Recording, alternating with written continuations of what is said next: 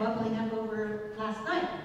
If you weren't here, we sure had a nice carols and candlelight last night. The kids, the youth, just did an amazing job on their play, and all the music and the bells, the food, everything was wonderful. It was really a great evening.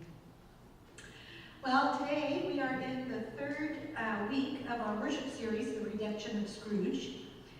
And our first week, we talked about Scrooge's terrible, horrible, no good, very bad mood, temperament, and how the 4 weeks preceding Christmas, these weeks of Advent, are kind of a time warp where past and present and future come together. And we talked about how we wait for a Messiah to come who has already come and is still coming, and we're still waiting. So I hope you were there because I don't want to have to explain that again. But anyway, then our second week, we talked about Christmas's past, and we talked a little bit about how our past, whether good or bad, doesn't need to define our present and our future. That sometimes we have to let go of some things to move on in a good way.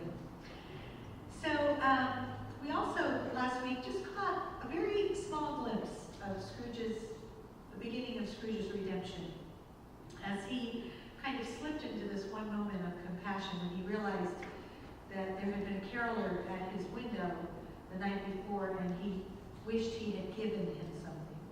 So that was the first little piece of Scrooge maybe coming around. Well, as soon as Scrooge begins his journey with the ghost of Christmas present, he notices how dreadful his town is. The houses look bleak in this wintry weather, and it just seems to emphasize this chilly disposition of everything, especially him.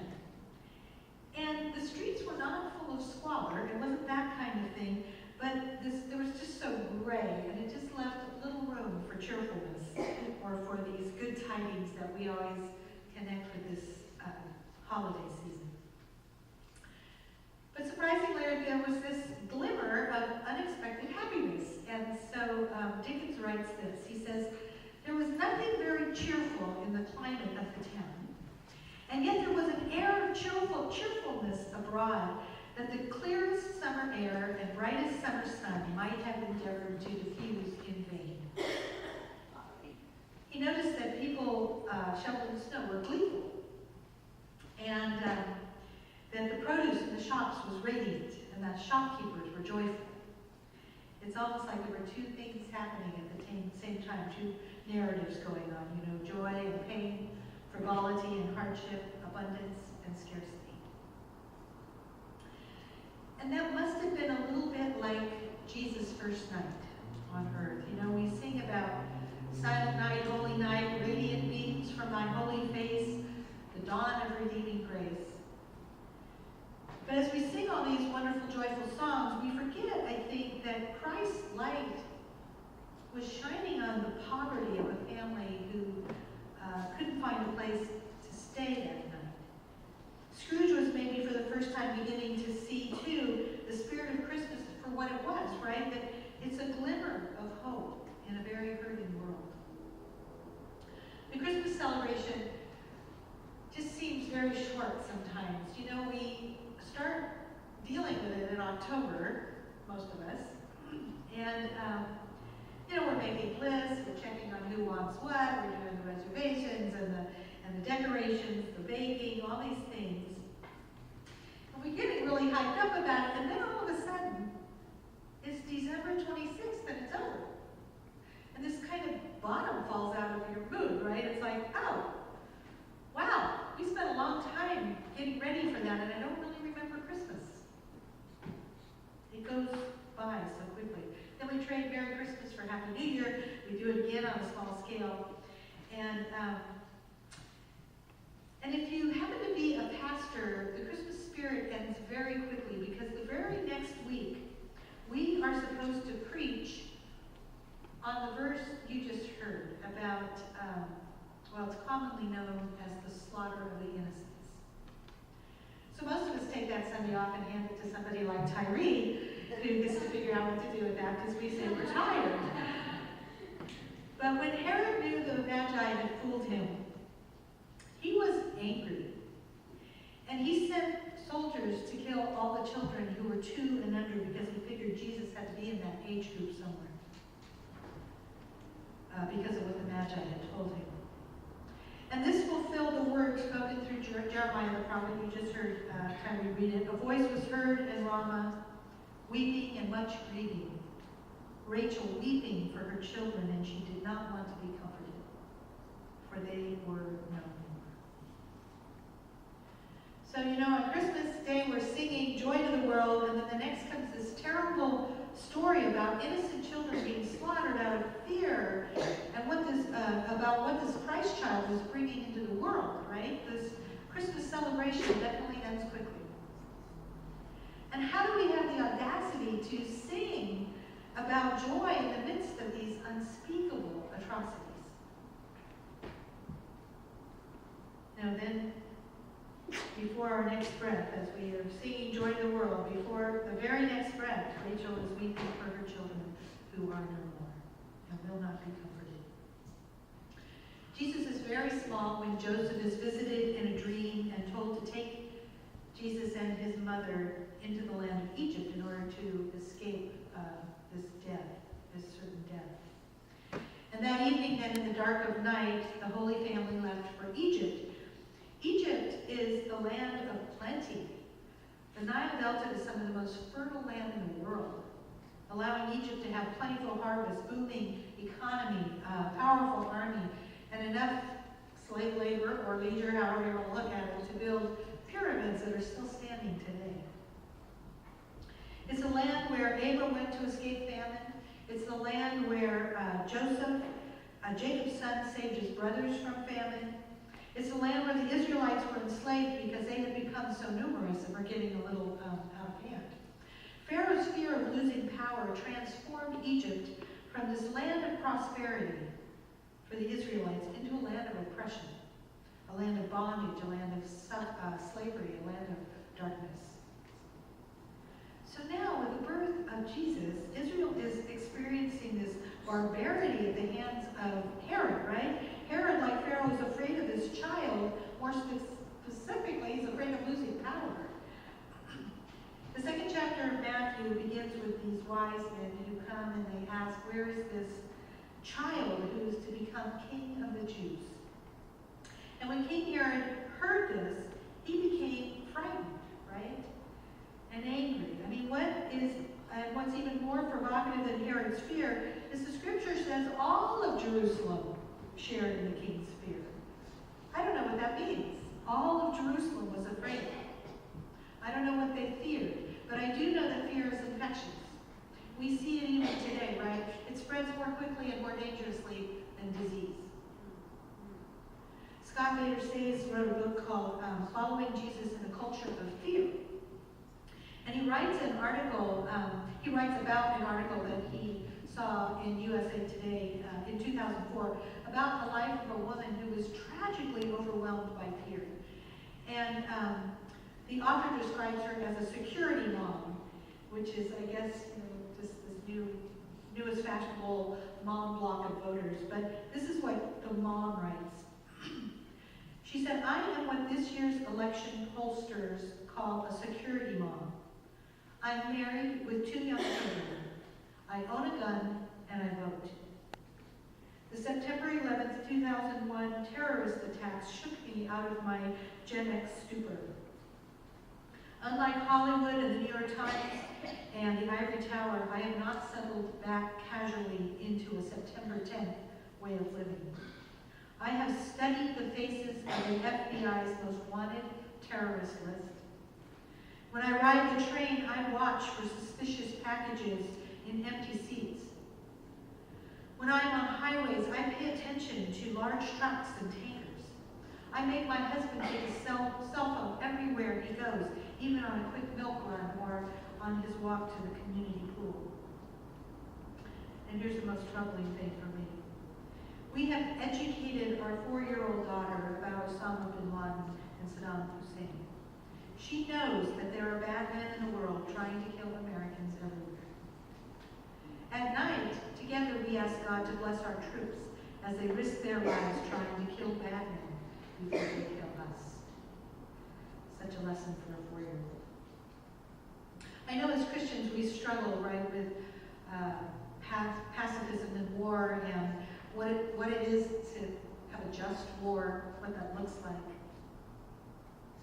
When our daily prayer becomes kill them before they kill us, that is a moment when fear has won. It's a moment when fear has invaded our hearts and souls and minds so much that we can't do anything but be afraid. And I can't help but think that kill them before they kill us was precisely Herod's prayer when he heard the news that a new king was being born. Herod's fear plunged him and all of Jerusalem into this frenzy so chaotic that an angel of the Lord came to Joseph and said to him, "Get out of there." I'm not sure that the Holy Family fled Bethlehem in order to avoid the kind of danger that took place. The scripture says that they went to Egypt to avoid Jesus being killed. I don't know to what extent they knew all the children would be killed. Because the problem with that is that if God was protecting Jesus and not the other children of Bethlehem, then I have a hard time with that story. And that is not the God I know. The Holy Family journeys into Egypt. The Christ child travels to this land where his ancestors have been oppressed, enslaved, in bondage. This land that throughout the Old Testament represented everything that God was not. Egypt was more of a powerful image to the Jewish people because it represented to them the opposite of God. Time and time again, we see these phrases like, "I, the Lord your God, brought you out of Egypt.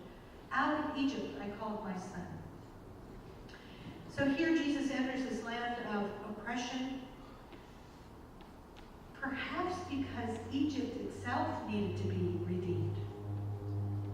In this story, Egypt is transformed from a land of oppression to a land of refuge, from a land of bondage to a land that cradled this child who would be delivered, who would deliver God's children from sin and death. The God of Abraham, Isaac, and Jacob redeemed Egypt so that it could once again be a blessing to those, to Abraham and Isaac and Jacob, and those who followed. In other words, Christ in his infancy transforms Egypt, this ancient symbol of hate and fear, into a symbol of hope and resurrection. This is what happens when you let Christ in, right? Christ transforms fear into the embodiment of hope. If Christ can redeem Egypt, imagine what the possibilities are. On Tuesday, August 16th, 2005, Brother Roger, founder of a religious movement in Taizé, France, was stabbed to death during a prayer service.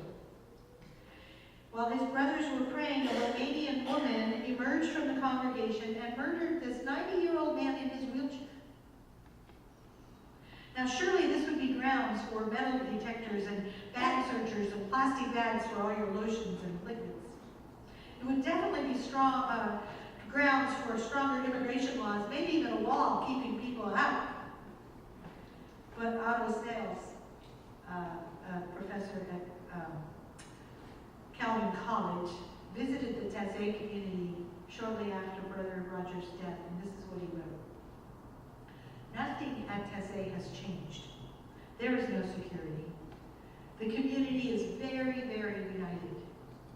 After the visit, I realized why the brothers would never put metal detectors in the Church of Reconciliation.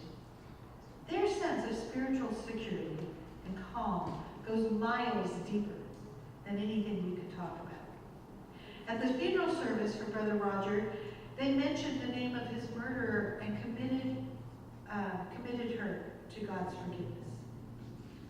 Set on such a path of both reconciliation and truth, Taizé continues to offer a parable of community to France and to the rest of the world. When fear grabs hold of our souls, as it did King Herod's. It's pretty easy for our prayer to be, let's kill them before they kill us. But when Christ comes into our soul, our prayer is transformed into a prayer calling for God's forgiveness of our enemies. So how do we act when we're faced with Bethlehem, with places of overwhelming suffering? Some say Bethlehem is an ancient place where countless children were slaughtered at the hands of a fearful king. Some say Bethlehem is on the eastern coast of Africa, in Sudan, where the vulnerable just don't survive. Some say Bethlehem is outside the Green Zone in Baghdad, where suicide bombers are a daily reminder of evil. Some say Bethlehem is a shopping mall, where a young man ended innocent lives before taking his own. Some say Bethlehem has come to America. But Scripture says that Bethlehem was the place in which God came to earth, veiled in flesh in order to save God's people.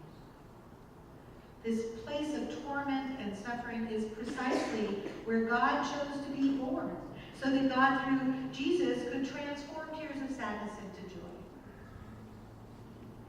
So just as Jesus went into Egypt to transform Egypt from oppressor to cradle of redemption, God came to Bethlehem in the form of a child, in order to transform the world from a kingdom of fear into a kingdom of faith.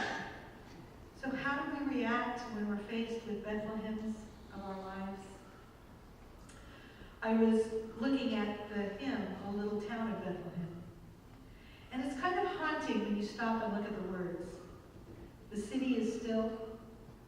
Sleep is without dreams. The stars are silent, but moving as if apathetic about Herod's violence.